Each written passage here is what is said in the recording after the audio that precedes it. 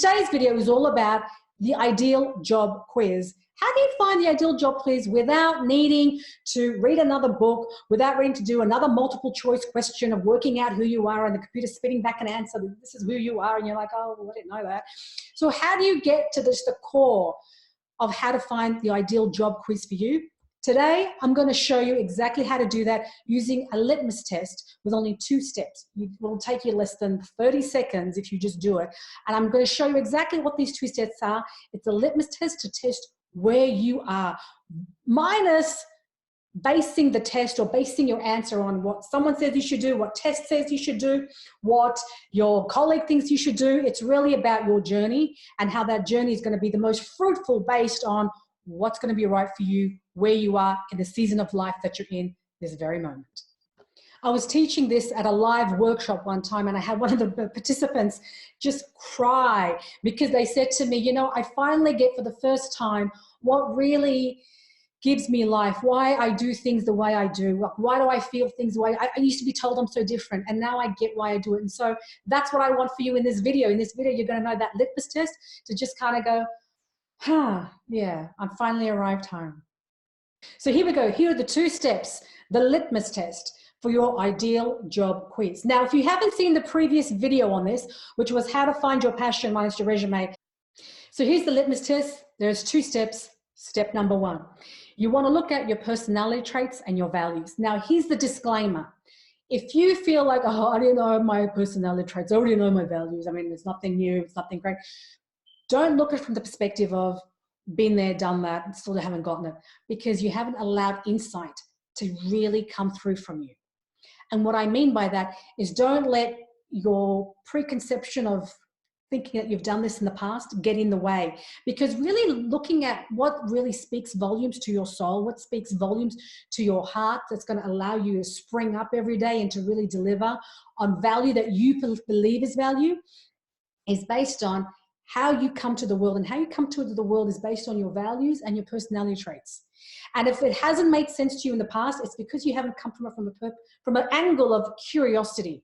So really look into your personality traits from a curious angle. Like, get curious. What is it that describes you? What are the words that describes you? Are you a happy person, a cheerful person, a conservative person? Are you a charitable person? Are you a kind person? Are you an angry person? There's no right or wrong answer. It's just who you are. And there is nothing to make any judgment call on it. It's how do you describe yourself? And 3 of them. And the reason why it's so important is because you want to come from a place of curiosity. Is if you are around a spouse, a coworker, a boss, a friend, and being around this person just drains you, like it just sucks energy out of you. Have you ever been around someone like that? Like being around this person, this coworker, this spouse, this friend is like work. Like you've got to like it's just really hard to be around them, but you've got to be around them. That feeling that you get, that it just feels like it's work. It feels like work. That's the feeling that you don't want to have when you choose your career. Conversely, when you're around a spouse, a coworker, a friend, a boss who just enhances who you are, like just who you are is like multiplied. It's enhanced. If you're a happy person, you're a happier person. If you're a cheerful person, you're cheerful. If you are a talkative person, you're more talkative, because who you are is just magnified. And that's because your personality is just brought to life with the presence of these people, the company of these people. Conversely, if you're with people that just drain you, your personality kind of depletes and sags and deteriorates. Your personality is so important for that reason. So what you want to do is you want to look at your 3 personality traits that describe who you are. Because at the end of the day, if your personality is crushed, if it's depleted, if it's deteriorating, if it's dimmed, then it's not going to be the ideal match for you in terms of career. So 3 top personality traits. And then on the other side is, well, what are the top 3 values that you love? What are the top 3 values that are important for you? And depending on where you are and what season of life, it's going to change. Your values are going to change, because if you've just had a baby, well, then it's going to be a very different value than if you are at the start of your career, than if you are like, if you haven't had a baby yet. Everything changes, but what's important to you right now? Is it your faith? Is it your health? Is it your be with family? Is it security? Is it wealth? Is it freedom? What is most valuable to you? You want to pick 3 to 5 because those are your non-negotiables.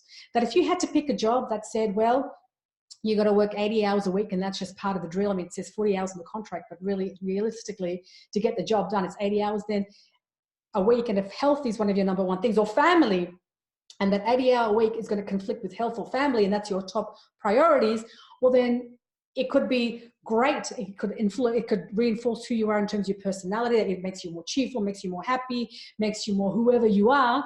But if it conflicts with what you value the most, it's going to be angst. There's going to be a discrepancy. It's just not going to feel right. So your values are those things that are non-negotiable. And your personality traits is who you are. And what you want to do is marry what's non-negotiable to who you are. And that is who you become now is magnified.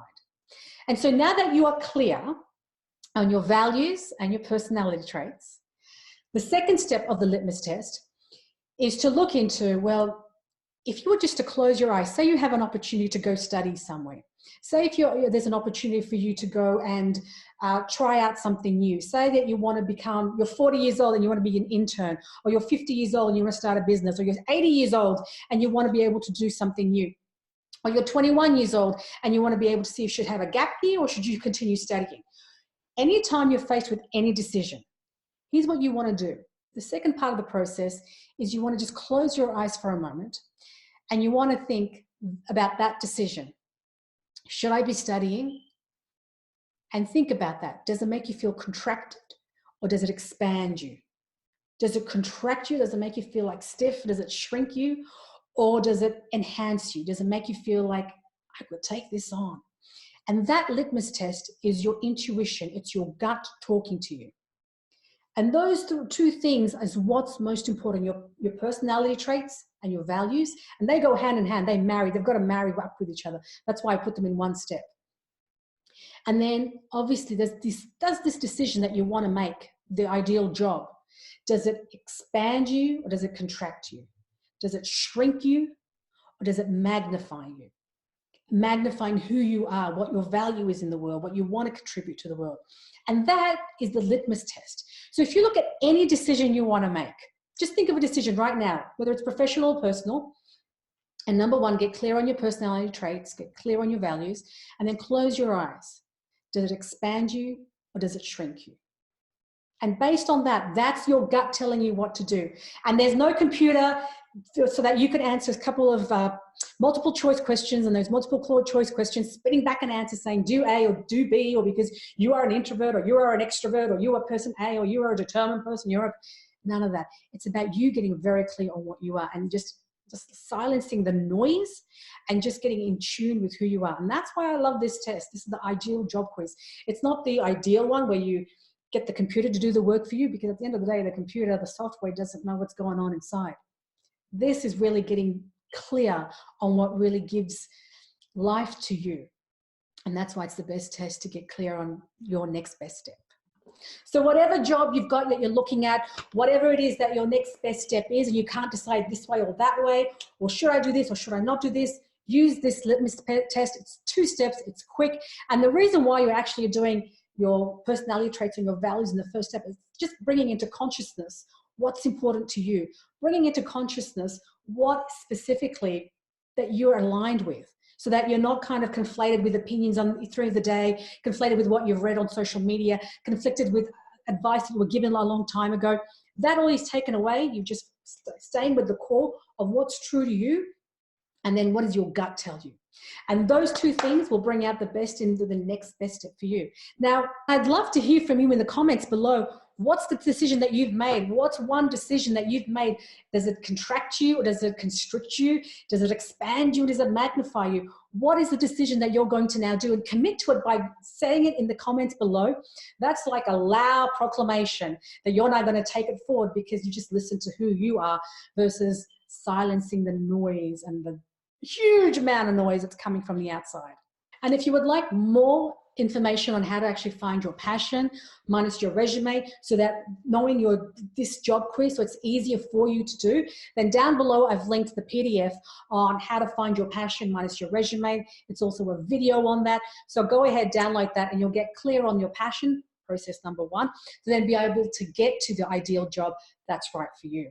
Now that you know the ideal job quiz, it's going to get you clear on specifically what's the right next best step for you. That's why my next video, if you're wanting to learn how to really just find that thing that's going to drive you, minus having to listen to some more music or to read another book about motivation, how do you get yourself to get motivated on command all the time? That's what my next video is going to be about. So stay tuned for that on the key to self-improvement and self-motivation.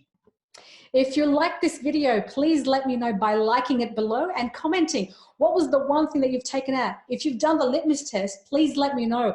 What decision have you made? What's the next best step for you? I'd love to hear from you. And if you've got any questions, please, as always, write them below the comments section. And also, if you listen to podcasts, if you love listening to how people have taken a passion and moved into a profession, people you haven't even heard about, but who are making waves in their industry, people who have had a love for coffee and have created a passion and a profession, a paying profession from coffee and not being a barista, but actually different ways. If you've loved if you've ever thought of an idea and you didn't know how to make that idea into a profession, I've got a podcast that's about how to move a passion to a profession. And I've interviewed, podcast is a whole heap of other videos, but specifically how vulnerability can speed success. I did a specific interview on that on the radio, which is linked to this video and down the bottom as well as how to get clear on your purpose. That video as well is also linked below in the comment section. And those videos really just give the big mold of your ideal job quiz, how vulnerability adds to success, and how to find your purpose. Those 3 things, I believe this video and those 2 below, really just going to give you an enhancement of this whole topic of that thing that pulls at your heartstrings and gets you to move a passion into a profession. Thank you so much for watching. I really value your time, and I hope that this video has made an improvement, an enhancement, give you an insight or an aha into how to find your ideal job, and hopefully help you along the way of making your passion into a profession and being confident in the path that you go. Have a wonderful day wherever you are in the world, and I'll see you at the very next video.